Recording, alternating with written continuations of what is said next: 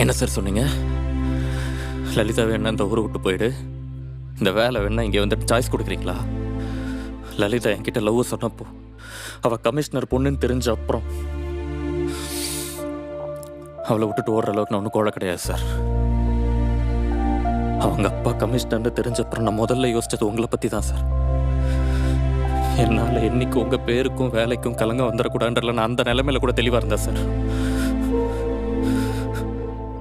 அதான் அங்கே மயங்கி விழுந்தேன்.